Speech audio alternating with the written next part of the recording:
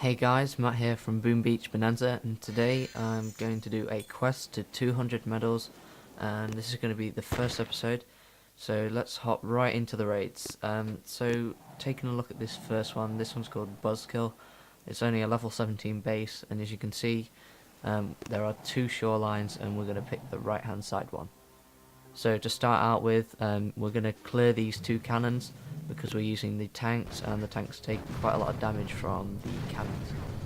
So let's go ahead and take out the cannons, and then we can move on to deploying our tanks.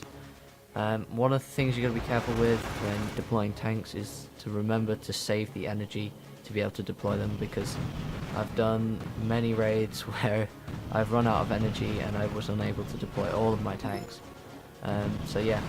So you'll see the flamethrowers have gone down. The good thing about tanks is they're long range, so flamethrowers didn't even get a chance to target them before they were shot down. So speeding this up, you can see that tanks are just taking down that HQ, and that's going to get us some vital medals, which we'll use for the 200. So moving on to the next raid, this one's called Barbed World.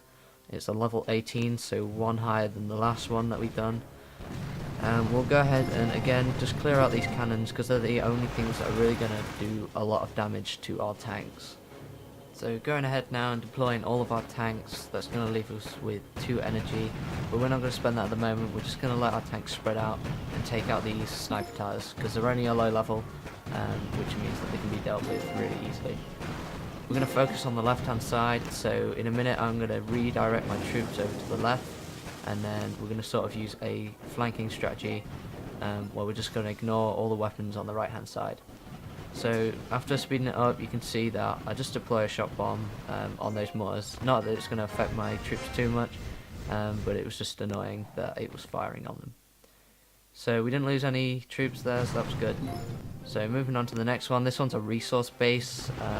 So the main issue with tanks is that they take a lot of hits from boom cannons, so the first thing we wanted to do was get that out of the way. So deploying my tanks, 3 on the left, 2 on the right, and we're going to try and get these to be taken out as quickly as possible because they deal quite a lot of damage. I also shocked that rocket launcher in the back there. I'm not sure why, because it doesn't really do much damage. It'd probably been better to shock these snipers and save one of my tanks. So as you see, they're just making their way through the base, quickly taking out the mortar and the machine gun, and they're going to finally move on to that rocket launcher, and that's going to go down with relative ease. So as you can see, they just take out the rocket launcher and move on to the HQ, and that's going to get us another victory.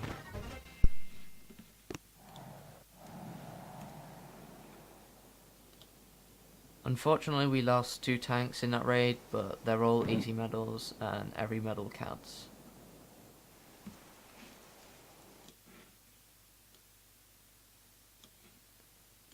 So instead of doing another raid today, I'm going to redesign my resource base, and you see we got a few new upgrades that's going to help us out if somebody else tries to attack us. So I'm just going to leave you now whilst I redesign this base.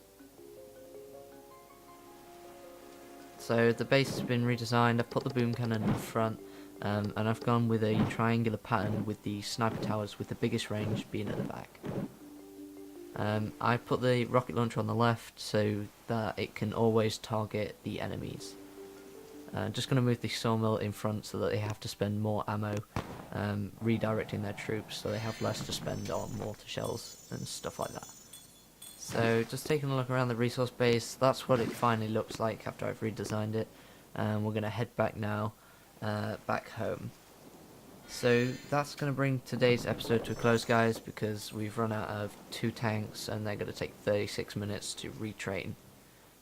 So if you enjoyed the episode, don't forget to hit that like button, and I'll see you guys in the next video.